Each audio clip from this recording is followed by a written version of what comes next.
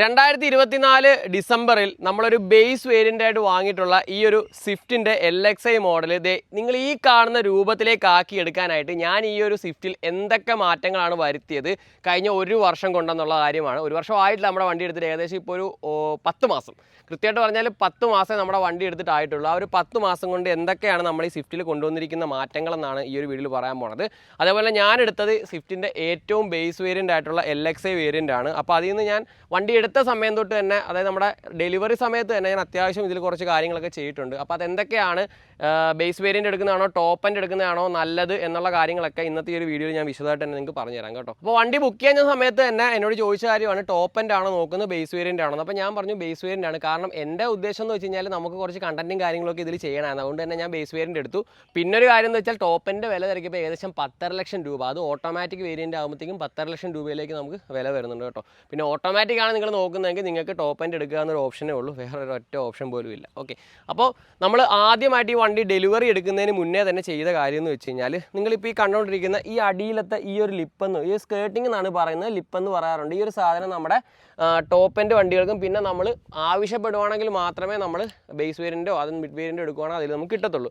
Okay, അപ്പോൾ ഞാൻ base variant എടുത്ത സമയത്ത് തന്നെ ഞാൻ ആദ്യമായിട്ട് അവരോട് പറഞ്ഞ കാര്യമാണ് നമുക്ക് ഈ ഒരു ബോഡി കിറ്റ് ചെയ്യണമെന്ന്. പക്ഷേ ബോഡി കിറ്റ് അന്ന് തിരക്കിയപ്പോൾ ഏകദേശം 50,000 രൂപയോളം ബോഡി കിറ്റിന് ചിലവുണ്ടായിരുന്നു. എൻ്റെ അടുത്ത് ആ ഒരു റേറ്റാണ് എൻ്റെ ഓർമ്മ ശരിയാണെങ്കിൽ ഏകദേശം 50 രൂപ 55 രൂപ അത്രയും റേറ്റ് എൻ്റെ അടുത്ത് പറഞ്ഞായിരുന്നു. പക്ഷേ ഞാൻ എന്ത് ചെയ്തു, ആദ്യം ഞാൻ ഈ ഒരു ഫ്രണ്ടിലത്തെ ഈ ഒരു കിറ്റ്, അത് ഈ ഒരു ഐറ്റം മാത്രം വാങ്ങി വെച്ചു.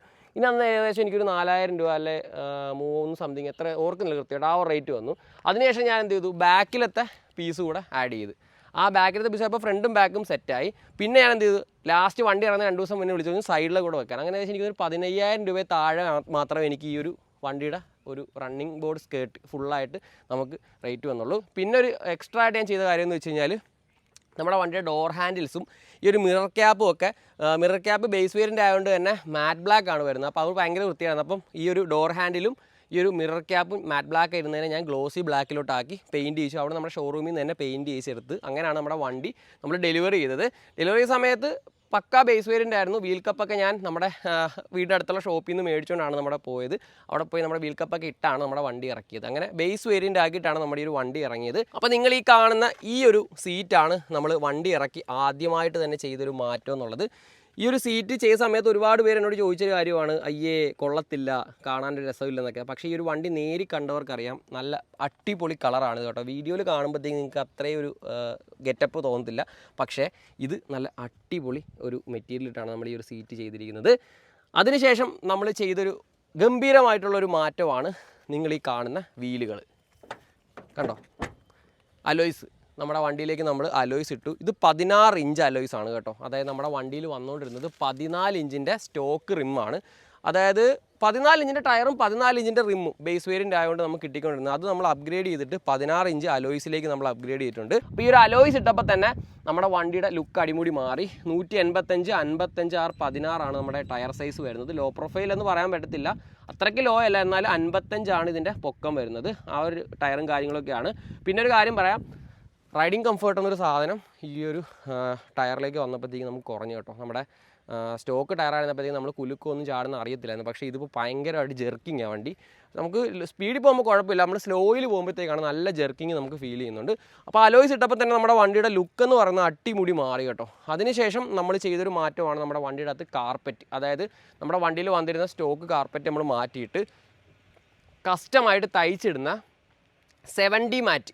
70 മാറ്റ് എന്ന് പറഞ്ഞാൽ പോരാ, ഫുൾ കവറാണ് സാധനം. അത് പല കളർ വേരിയൻസ് ഉണ്ട്. എനിക്ക് ഇഷ്ടപ്പെട്ടത് ബ്ലാക്കിൽ വൈറ്റ് ത്രെഡ് വരുന്നൊരു മോഡലാണ്. അത് നമ്മൾ ഇതിലേക്ക് നമ്മൾ ആഡ് ചെയ്തിട്ടുണ്ട്. കാർപ്പറ്റ് ചെയ്തതിന് ശേഷം നമ്മൾ പിന്നെ ചെയ്തൊരു മാറ്റമാണ് ഈ കാണുന്ന സ്ക്രീൻ. നമ്മുടെ ടച്ച് സ്ക്രീൻ ആഡ് ചെയ്തിട്ടുണ്ട്. നമ്മുടെ ബേസ് വേരിയൻറ്റ് വണ്ടി ആയതുകൊണ്ട് തന്നെ നമുക്ക് ടച്ച് സ്ക്രീനോ കാര്യങ്ങളോ ഒന്നും വരുന്നില്ല. ഇവിടെ നോർമൽ ഒരു എന്താ പറയുക, ഒരു ചുമ്മാ ഒരു സാധനം വെച്ചാണ് നമുക്ക് ഇറക്കി തരുന്നത്. അപ്പോൾ അതിൽ നിന്ന് മാറ്റി നമ്മൾ ആൻഡ്രോയിഡ് സ്ക്രീൻ കയറ്റിയിട്ടുണ്ട്. പയനിയറിൻ്റെ 4 സ്പീക്കർ നമ്മൾ ചെയ്തിട്ടുണ്ട്. പിന്നെ ഇതിൽ ഓട്ടോമാറ്റിക് ക്ലൈമറ്റ് കൺട്രോൾ വരുന്നില്ല കേട്ടോ. ശരിക്കും പറഞ്ഞാൽ അതിൻ്റെ ആവശ്യം ഇല്ലെന്നാണ് എൻ്റെ ഒരു നിഗമനം. കാരണം നമ്മൾ തോന്നിയ പോലെ AC വർക്ക് ചെയ്യും, അതിൻ്റെ ആവശ്യമില്ല. നമുക്ക് ഇഷ്ടമുള്ള അനുസരിച്ച് ഇപ്പോൾ 1-ൽ ഇടണമെങ്കിൽ 1-ൽ, 2-ൽ ഇടണമെങ്കിൽ 2-ൽ, അതനുസരിച്ചുള്ളൊരു AC യൂണിറ്റാണ്. പിന്നെ നമുക്കിതിൽ മാക്സ് AC എന്നൊരു ഓപ്ഷൻ കൊടുത്തിട്ടുണ്ട് ബേസ് വേരിയൻറ്റിൽ. അത് ഇട്ട് കഴിയുമ്പോഴത്തേക്കും ACയുടെ ഫുൾ പെർഫോമൻസിൽ ഫുൾ സ്പീഡിൽ ഏറ്റവും കുറഞ്ഞ തണുപ്പിൽ നമുക്ക് ഒരു കുറച്ച് നേരത്തേക്ക് ഇട്ട് കഴിയുമ്പോഴത്തേക്കും തന്നെ വണ്ടിയുടെ അകം നല്ലപോലെ കൂളാവുന്നുണ്ട്. നമ്മുടെ ഈ ഒരു സ്വിഫ്റ്റിൻ്റെ ബേസ് വേരിയൻറ്റ് വരുന്ന സ്റ്റിയറിംഗ് എന്ന് പറയുന്നത് ഒരു കൂറ സ്റ്റിയറിംഗ് ആണ്. ജസ്റ്റ് റൗണ്ട് മാത്രമായിരിക്കും, നടുക്കൊരു എയർ ബാഗും കാണും.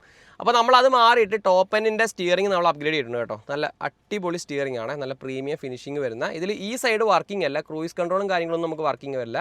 ഈ സൈഡ്സ് ഫുള്ള് വർക്കിംഗ് ആണ് കേട്ടോ. നമുക്ക് വോളിയം കൂട്ടാനും കുറയ്ക്കാനും സൗണ്ട് നിർത്താനും ഈ ഒരു കോൾസ് എടുക്കാനുള്ള സംഭവങ്ങളും എല്ലാം വർക്കിംഗ് ആണ്. അതിനുശേഷം നമ്മൾ ചെയ്തതാണ്, നമ്മുടെ വണ്ടി നേരെ കൊണ്ടുപോയി നമ്മുടെ മിസ്റ്റർ ഗുബൂട്ടിലെ അരുൺചേട്ടൻ്റെ കൊടുത്തിട്ട് പറഞ്ഞു എനിക്ക് ടോപ്പ് എൻഡിൽ ലുക്ക് വേണം. അതായത് ടോപ്പ് എൻഡ് വണ്ടിയിൽ സ്വിഫ്റ്റിൽ വരുന്നത് വെച്ചാൽ പകുതിക്ക് മേളിലോട്ട് ബ്ലാക്ക് ആണ് വരുന്നത്.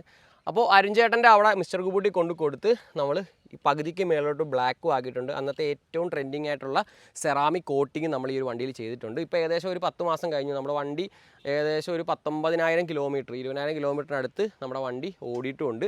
അത്ര ഓടിയിട്ട് നമ്മുടെ വണ്ടി അഴുക്ക് പിടിച്ച് നല്ല കുളമായിട്ട് കിടന്നാലും വൃത്തിയാക്കി കഴുകി ഒന്ന് വെയിലത്തിട്ട് കഴിഞ്ഞാൽ ഷോറൂമിൽ നിന്ന് ഇറങ്ങാനായിരിക്കും. പിന്നെ നമ്മളിതിൻ്റെ ഹെഡ്ലൈറ്റ്സിൻ്റെ ബൾബ് അപ്ഗ്രേഡ് ചെയ്തിട്ടുണ്ട് കേട്ടോ. നമ്മുടെ കിടന്നിരുന്നത് സ്റ്റോക്ക് ഹാലോജൻ ബൾബാണ്. ഇത് പ്രൊജക്ടറാണ് അകത്ത് വരുന്നത്. പ്രൊജക്ടറിൽ ഹാലോജൻ ആയിരുന്നു കിടന്നിരുന്നത്. അത് നമ്മൾ മാറ്റിയിട്ട് എൽ ഇ ഡി ആക്കിയിട്ടുണ്ട്. എൽ ഇ ഡി ആയതുകൊണ്ട് തന്നെ നമുക്ക് നല്ല വെട്ടമാണ്. നമുക്ക് രാത്രി വണ്ടി ഓടിക്കാനൊക്കെ ആണെങ്കിൽ നല്ല വെട്ടമാണ്. നമ്മുടെ റോഡിൽ നല്ല രീതിയിൽ തന്നെ നമുക്ക് എല്ലാം ക്ലിയർ ആയിട്ട് കാണാൻ സാധിക്കും. അതേപോലെ നമ്മുടെ വണ്ടിയുടെ ഫോഗ് ലാമ്പ് നമ്മൾ അപ്ഗ്രേഡ് ചെയ്തിട്ടുണ്ട്. ബേസ് വേരിയൻറ്റ് ഫോഗ് ലാമ്പോ കാര്യങ്ങളോ ഒന്നും വരുന്നില്ല. ഫോഗ് ലാമ്പ് നമ്മൾ മാറി ഒരു യെല്ലോ സ്റ്റിക്കർ ഒട്ടിച്ച് ഒരു യെല്ലോ ടൈപ്പ് ഒരു കളർ ആക്കിയിട്ടുണ്ട്. കൂടാതെ തന്നെ അതിൻ്റെ ഫ്രണ്ടിലത്തെ ആ ഒരു പീസ് നമ്മൾ ഗ്ലോസി ബ്ലാക്ക് ചെയ്തിട്ടുണ്ട് കേട്ടോ. ഇത് മാറ്റ് ബ്ലാക്ക് ആണ് വരുന്നത്, അത് നമ്മൾ ഗ്ലോസി ആക്കിയിട്ടുണ്ട്. പിന്നെ നമ്മൾ ലോഗോസ് എല്ലാം ഡീക്രോം ചെയ്തിട്ടുണ്ട് കേട്ടോ. ലോഗോയും കാര്യങ്ങളും എല്ലാം ഫ്രണ്ടും ബാക്കും നമ്മൾ ഡീക്രോം ചെയ്തിട്ടുണ്ട്. പിന്നെ വണ്ടിയുടെ ബാക്കിൽ ഒട്ടിച്ചിരുന്ന സ്വിഫ്റ്റ് LXI എന്നൊക്കെ ഉള്ള ഒരു ബാഡ്ജിങ് ഒക്കെ നമ്മൾ അറുത്ത് കുറച്ച് ദൂരെ കളഞ്ഞ്, അതിൻ്റെ ഒന്നും ആവശ്യമില്ല. ബാക്കിൽ സുസുക്കിയുടെ ഒരൊറ്റ ലോഗോ മാത്രമേ കിടപ്പുള്ളൂ. പിന്നെ ഏറ്റവും ലേറ്റസ്റ്റ് ആയിട്ട് നമ്മൾ അപ്ഗ്രേഡ് ചെയ്തൊരു കാര്യമാണ് ഈ കാണുന്ന പെൻറ്റേറിൻ്റെ റൂഫ് ബോക്സ്. കാരണം നമ്മുടെ വണ്ടി എവിടെ കൊണ്ടുപോയാലും ഒരുപാട് സ്വിഫ്റ്റ് ഉള്ളതുകൊണ്ട് തന്നെ നമ്മുടെ വണ്ടിയുടെ പേര് വെച്ചിട്ടാണ് എല്ലാവരും നമ്മളെ തിരിച്ചറിയുന്നത്. അപ്പോൾ അതിൽ നിന്ന് വ്യത്യസ്തമായിട്ട് നമ്മളെ തിരിച്ചറിയാനായിട്ട്, നമ്മുടെ ഫോളോവേഴ്സിന് പെട്ടെന്ന് തിരിച്ചറിയാനായിട്ടാണ് നമ്മളിത് പെൻറ്റേറിൻ്റെ ഒരു റൂഫ് ബോക്സ് വെച്ചിട്ടുണ്ട്. വെള്ള വണ്ടിയിൽ പകുതിക്ക് മേലോട്ട് റൂഫ് ബ്ലാക്കിൽ പെൻറ്റേറിൻ്റെ ബോക്സ് വെച്ചിട്ടുള്ള ടെക് ബോയ് എന്ന് പേരുള്ളത് എൻ്റെ വണ്ടി തന്നെ. ഓക്കെ, അപ്പോൾ ഇത്രയും കാര്യങ്ങളാണ് നമ്മുടെ വണ്ടി എടുത്തിട്ട് നമ്മൾ ചെയ്തിരിക്കുന്നത്. ശരിക്കും നിങ്ങൾ സ്വിഫ്റ്റ് എടുക്കുക, അല്ലെങ്കിൽ ഇപ്പോൾ ഏത് വണ്ടിയാണെങ്കിലും ബേസ് വേരിയൻറ്റ് എടുക്കുകയാണെങ്കിലുള്ള ഗുണമെന്ന് വെച്ച് കഴിഞ്ഞാൽ നിങ്ങൾ ഷോറൂമിൽ പോയി, ഇപ്പോൾ ഞാൻ ഈ ഒരു സ്വിഫ്റ്റിൻ്റെ ബേസ് വേരിയൻറ്റ് തിരക്കിയപ്പോൾ എനിക്ക് അന്ന് 6,90,000 രൂപയ്ക്കാണ് ഈ വണ്ടി കിട്ടിയത്. ടോപ്പ് എൻഡ് തിരക്കിയപ്പോഴത്തേക്കും 15,00,000 രൂപ. അപ്പോൾ അത്രയും എമൗണ്ടിൻ്റെ ഡിഫറൻസ് ആണ് വന്നിരിക്കുന്നത്. നിങ്ങളുടെ കയ്യിൽ എക്സ്ട്രാ കുറച്ചുകൂടെ പൈസ എടുക്കാനുണ്ടെങ്കിൽ നിങ്ങൾക്ക് എന്ത് ചെയ്യുക, ഒരു 1.5 ലക്ഷം രൂപ അവിടെ എക്സ്ട്രാ നിങ്ങളുടെ എടുക്കാനുണ്ടെങ്കിൽ ഈ പറഞ്ഞ കാര്യങ്ങളെല്ലാം നിങ്ങളുടെ വണ്ടി ചെയ്ത് നിങ്ങളുടെ വണ്ടിയുടെ ടോപ്പ് എൻഡിലോട്ടാക്കാം. അപ്പോൾ ഇത്രയും കാര്യങ്ങളാണ് കഴിഞ്ഞ 10 മാസം കൊണ്ട് നമ്മുടെ ഈ ഒരു സ്വിഫ്റ്റിലേക്ക് ചെയ്തത്. അപ്പോൾ നിങ്ങളുടെ അഭിപ്രായം എന്തായാലും കമൻറ്റായി രേഖപ്പെടുത്താൻ മറക്കണ്ട. സ്വിഫ്റ്റിൻ്റെ ബേസ് വേരിയൻറ്റ് എടുക്കുന്നതാണോ ടോപ്പ് എൻഡ് എടുക്കുന്നതാണോ നല്ലതെന്നുള്ള കാര്യം. അപ്പോൾ വീഡിയോ ഉപകാരപ്പെട്ടു എന്ന് വിശ്വസിക്കുന്നു. വണ്ടി എടുക്കാനിരിക്കുന്ന ആ ഒരു ചങ്കിലേക്ക് ഷെയർ എടുക്കുക. കൂടാതെ തന്നെ നിങ്ങളുടെ വണ്ടിപ്രാന്ത് സുഹൃത്തിലേക്ക് ഈ ഒരു വീഡിയോ ഷെയർ ചെയ്യാൻ മറക്കണ്ട. അടുത്തൊരു കിടിലൻ വീഡിയോ ആയിട്ട് ഞാൻ എത്തുന്നതായിരിക്കും. അതൊരു kids me Govind signing out.